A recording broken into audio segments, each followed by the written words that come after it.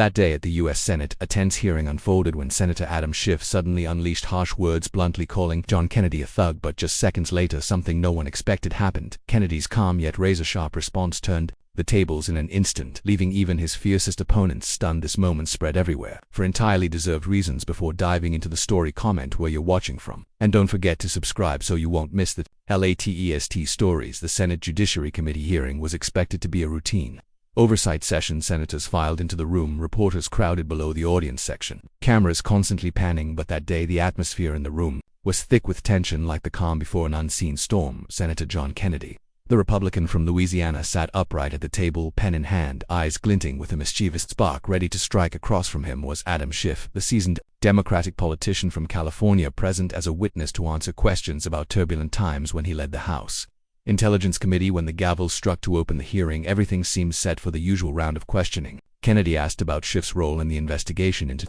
Russian election interference, but then the unexpected happened. Schiff leaned toward the microphone, his voice cold with a hint of disdain. Senator Kennedy, frankly, you don't deserve to be here. You're nothing but a thug disguised as a man in a suit putting on a cheap circus act. A collective gasp echoed through the room. The air seemed to freeze. Aides sat motionless as if struck by lightning. Cameras zoomed in on Schiff's face, each word like a heavy blow, creating a dramatic and unexpected scene right in the heart of the Senate. Kennedy didn't flinch. He tilted his head, a smirk forming like a hunter calmly sizing up his prey before striking. The room fell silent, time seeming to stand still for 5-10 seconds. Then he leaned toward the microphone, his warm Louisiana drawl cutting like a blade. Senator Schiff, you call me a thug in Louisiana. That's a compliment if it comes from someone obsessed with chasing Russian ghosts, while your constituents struggled to survive under bridges in Oakland. His gaze swept the room, each word like a flame scorching the silence. You who've sat in Congress for decades while California drowns in homelessness. You who've preached about democracy on TV while veterans in your state can't even get a decent meal. Murmurs rippled through the chamber. A pen dropped to the floor, its sound echoing loud enough for all to hear. Schiff shifted slightly, his face betraying clear discomfort and irritation. Kennedy lowered his voice, each word landing like an undeniable blow. You have no right to call me a thug, not when you sit there preaching about justice while tens of thousands of Californians live in tents in Oakland's children. We grow up without a shred of hope. Schiff's facepad attempting to interject, but the chair immediately raised a hand, let him continue. Kennedy placed a file on the table, opening it slowly as if unveiling the truth page by page. This is a public report, but it seems to have been forgotten for too long. It shows that when Oakland pleaded for federal funding to address the homelessness crisis, you didn't lift a finger to help. Gasps of astonishment rippled through the room. You claim you're protecting the nation from Russia. Meanwhile, over 60,000 people in your state live on the streets. Schiff clenched his fists, trying to hide his discomfort. Kennedy pressed on, his voice unwavering. That's not all. Public records from your House Intelligence Committee show senior officials denying direct evidence of collusion between Trump and Russia, yet you went on TV insisting you had proof, stirring up chaos nationwide. A young woman in the audience who had once sent a plea for help to Schiff gripped the armrest tightly. A reporter whispered that was a heavy hit. Kennedy softened his tone, almost a whisper. Call me whatever you want, Senator Schiff, but today the people will see your true face. Kennedy held up a crumpled letter with a faded postmark. This is a letter from Sarah, a single mother in Oakland. Sent to your office twice, begging for help for her son. Not a single reply. Murmurs grew louder. One of Schiff's aides bowed their head, avoiding eye contact. You call me a thug, Kennedy said, staring directly at Schiff. But a thug doesn't abandon the people they promise to protect. They don't hide behind flowery speeches. While Oakland's families struggle day after day, but a thug doesn't hide behind speeches to abandon the very people they swore to protect. They don't pretend to be noble while turning their backs on struggling citizens, Kennedy said, his voice sharp as a razor. Schiff reached for the microphone but couldn't muster a word. Kennedy continued, his tone firmer. I'm here to speak the truth, not to be insulted, and I won't stay silent when you dismiss hardworking Americans with empty rhetoric and indifference. Reporters rushed out to file breaking news within minutes. The video of Kennedy's response flooded social media platforms. A teenager in Oakland watching the clip on their phone choked up and said, he's speaking for my mom. On cable news, the confrontation quickly became the focal point. Fox News called it a pinnacle Senate showdown, while CNN described it as a shocking, unforgettable moment. But inside the Senate chamber, Kennedy remained utterly composed, as if unaware of the tidal wave of emotions surging outside. He calmly placed another set of documents on the table. This file proves that federal relief funds for Oakland's small businesses were redirected right after a call from Senator Schiff's office. Schiff shifted his face, visibly shaken in the second row. A man who had sent countless unanswered pleas to Schiff couldn't hold back tears streaming down his cheeks today. Kennedy spoke the words that the people here have longed to hear for so long. The people of your state place their full trust in you, Kennedy said, his voice tinged with emotion, like the sigh of someone carrying an invisible burden. Resilient mothers line up for hours to receive food rations while you appear on television, preaching about democracy and justice. That's not leadership, that's betrayal. Schiff sat in silence, lips pursed tightly, unable to find a response. Then Kennedy delivered a statement that left the room utterly still. "Senator, this isn't personal, this is real pain.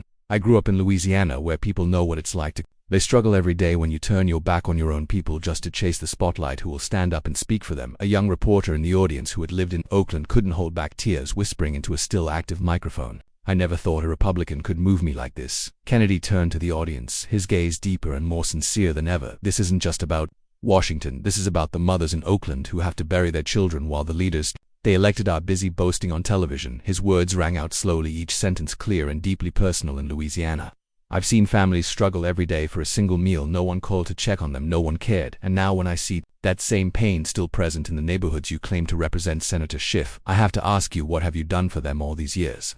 Schiff blinked rapidly, lips tightly closed. Kennedy pulled out a handwritten letter from an 11-year-old girl named Sarah who had written to Schiff's office twice begging for help to get her grandmother a decent place to live. No one responded. Kennedy read the letter aloud, describing a roach-infested home, no hot water, and a sickly grandmother unable to climb stairs. When he finished, half the room quietly wiped away tears. "I came here today," Kennedy said for Sarah. Schiff tried to stay composed, his voice trembling as if on the verge of losing control. "Senator Kennedy, this is just political theater. You're exploiting children's stories to smear me." But Kennedy didn't let him finish. He swiftly pulled a photo from his sleeve, holding it up for all to see, an image of Schiff at a San Francisco event praising criminal justice reform efforts. "What few know," Kennedy said, his voice commanding, "is that same year over 60% of Oakland affordable housing funds were transferred to out-of-state investors, not to local residents." The screen behind him lit up, displaying a series of reports, emails and statistics about California's homelessness crisis, all revealing Schiff's shocking indifference to the people he represented. A young aide of Schiff's, trembling, dropped a file and hurriedly rushed out. Kennedy lowered his voice, each word like an undeniable verdict. "You didn't just fail your people, you abandoned them. You stood on their pain to build your own glory." He paused, taking a deep breath, his gaze stern yet utterly sincere. "I don't enjoy doing this. This isn't revenge. This is facing the truth." Turning to the chair, he requested, "I ask that the public reports from Oakland organizations clearly showing Senator Schiff's office ignored hundreds of pleas from constituents about housing and jobs be entered into the hearing record." The chair nodded in agreement. Immediately on the screen, a shocking report appeared. Dozens of calls from the community were forwarded straight to an unchecked voicemail. Schiff sat there, shoulders slumped, eyes vacant, as if realizing just how deeply he had failed. Kennedy looked toward the audience. "If this is the model of representation, then our people deserve better. Our country deserves better." Then unexpectedly he looked directly at Schiff and said, "I hold no grudge, Senator, because this isn't about grudges. It's about the truth, and the truth begins when the lies leave."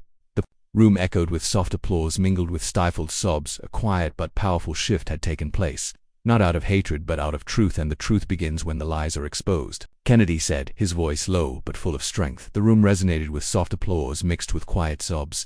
A subtle but profound transformation had occurred outside the hearing room at a community center in Oakland. Veterans and homeless residents gathered around an old TV connected to a tablet when Kennedy reread Sarah's letter. A 78-year-old woman named Clara, living on meager benefits, burst into tears. "That little girl lives in my neighborhood," she whispered, clutching her chest. A man stood up, voice choked. "Schiff abandoned us long ago." The video reached the streets that needed it most. Kennedy's words were not just politics, they carried real pain. Back in the hearing room, Schiff remained silent, his eyes pensive, his gaze searching for a way to hold himself together against the tidal wave. Aides whispered anxiously, lawyers tensed, and the Democratic senators on the opposite dais unexpectedly fell eerily quiet. Kennedy continued, his voice deep and resolute. "This isn't just a partisan fight. This is the pain of forgotten people, a pain that spans generations, and today it has finally been given a voice." He stood, adjusted his suit jacket, and placed a hand on the table as if to remind himself, "I'm not a polished man, not born into wealth or elite schools. I'm a Louisiana raised among people fighting poverty, watching my family struggle for every meal." The room seemed to hold its breath. "When you call me a thug, I understand what you mean. You're not calling me a criminal. You're talking about the cry of poverty. You're talking about honest working people. You say, I don't belong here, where my mother prayed I'd reach." A young senator who once doubted.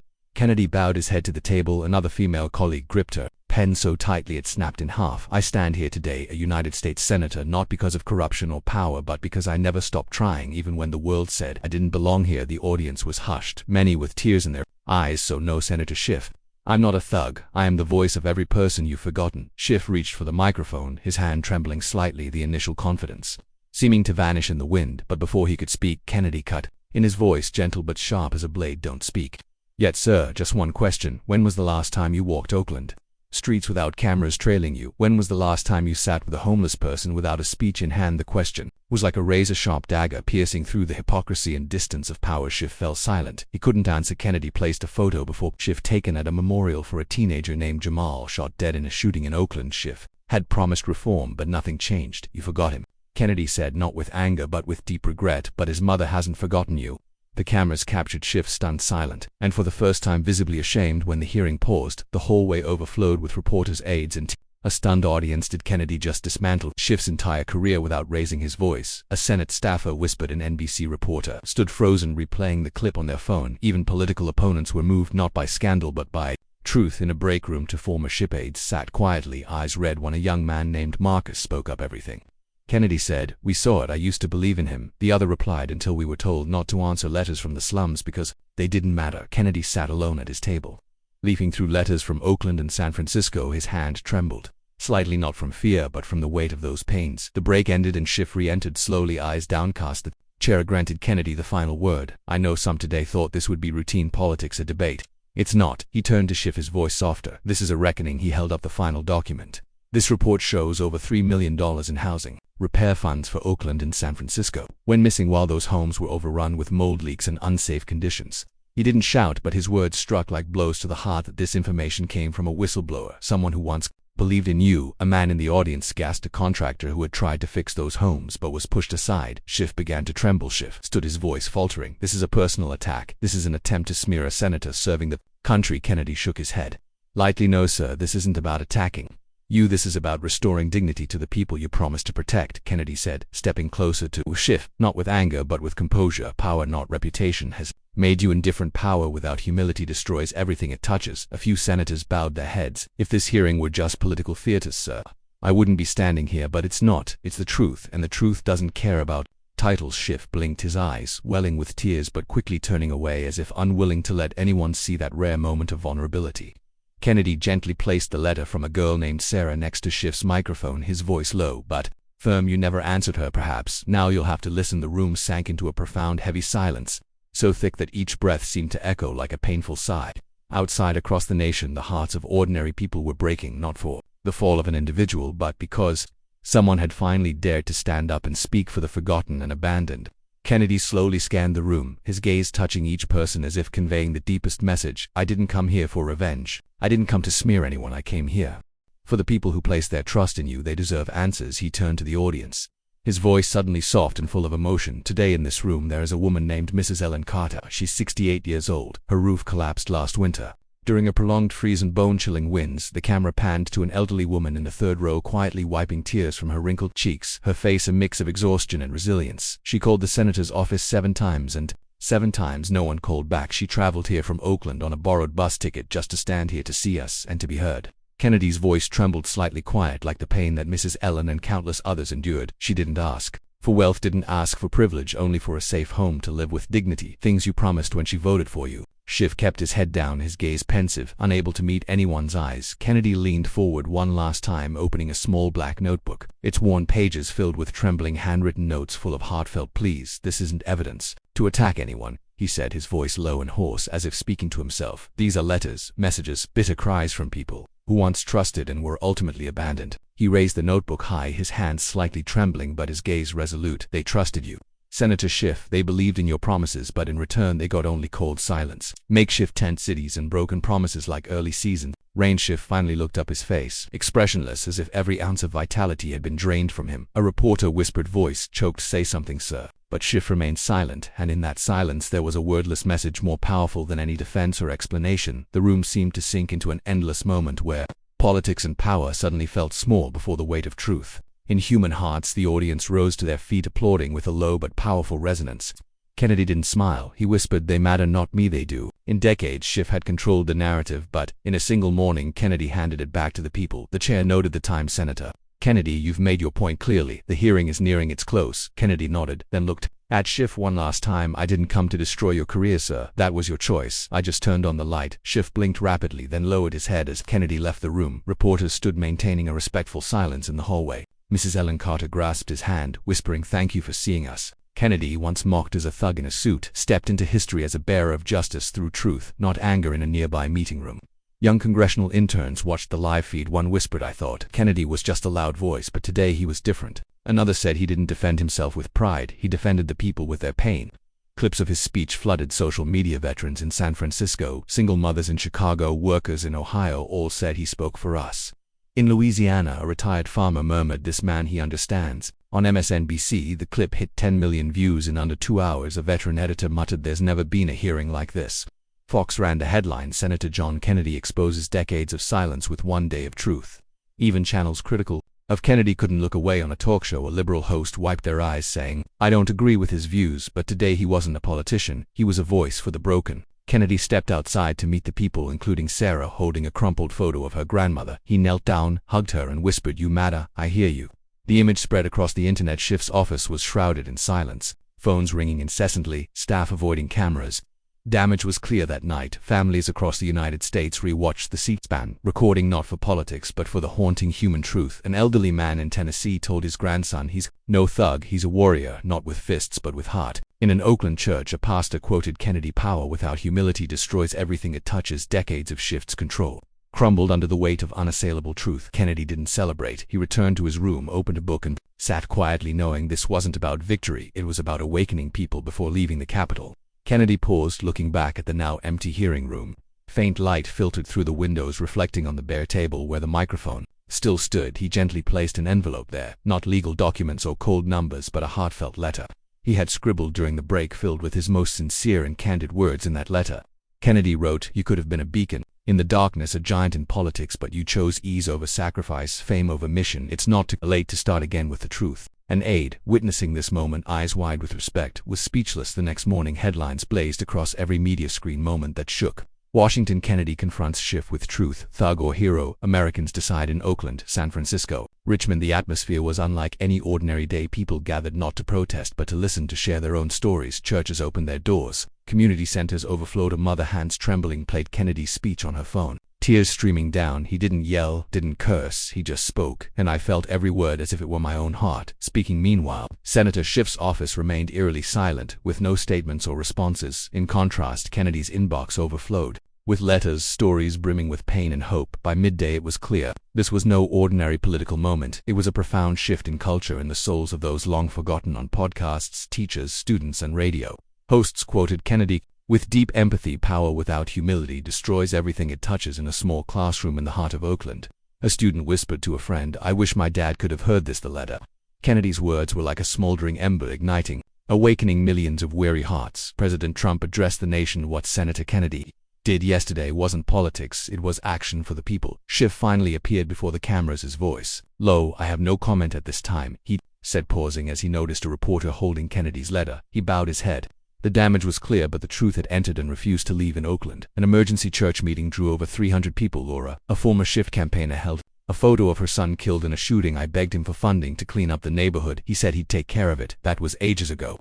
Someone played Kennedy's words, "You chose ease over sacrifice, fame over mission." The room broke into tears. Not for politics, but for years of broken promises. Schiff's office remained locked, offering no answers. Oakland's people spoke out, not with violence but with stories. A sealed envelope reached the Oversight Committee, containing leaked documents, internal emails, hidden homelessness statistics, and a recording of an aide saying, "The people will vote for him anyway, just distract them." The recording aired on television. The nation shuddered. Kennedy returned to the hearing room at the chair's invitation. The room was now deathly silent, all eyes fixed on him, and Schiff's chair remained empty. Kennedy looked directly at that void, his voice gentle but resolute. "I've been called a thug, but the truth is, I've never abandoned anyone, never promised what I couldn't keep. I don't have decades of political experience like him, but I have the tears and voices of the forgotten," he whispered. His voice choked but steadfast, "and I won't let those tears fall in vain." The room fell utterly still. Then, one by one, people stood. No loud applause, but a quiet understanding, a wordless yet immensely powerful strength. The Democratic Senator Lisa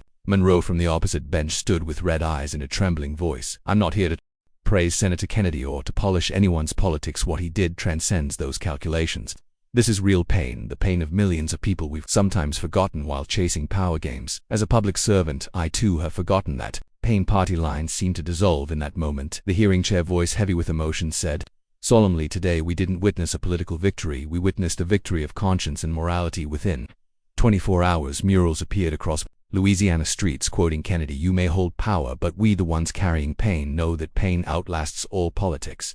In Oakland, a group of teens painted that mural on a community center wall, a vivid reminder of the resilience of the forgotten. Investigative agencies began reviewing the documents.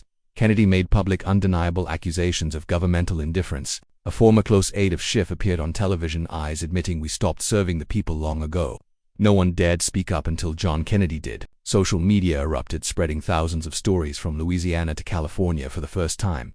People felt their voices were heard. Kennedy couldn't save an entire community, but he saw them, and that alone was enough to spark hope to make ordinary people feel their value and dignity again that night. As the clamor subsided, Kennedy sat alone in a small room, a dim yellow light illuminating his pensive face. Before him was a small, unaddressed note in familiar handwriting. "I don't expect forgiveness, but now I understand. I'm sorry." A seed, not in triumph, but in a profound peace of the soul, the peace that comes from acknowledgement and the courage to face the truth. He issued a final statement to the press. "I didn't come to Washington to argue. I came to speak the truth. If that truth brings hope even to one child, one elder, one broken family, it was worth it. I was called a thug, but I responded as a human, and sometimes that's the greatest strength." The story of Senator John Kennedy confronting Adam Schiff in the Senate Judiciary Committee hearing reflects pressing issues in American society today: the disconnect between leaders and the people, the crisis of trust in politics, and the power of truth. Through Kennedy's exposure of Schiff's indifference to Oakland's homeless and unfulfilled promises to people like Sarah or Mrs. Ellen Carter, the story underscores that power without responsibility leads to community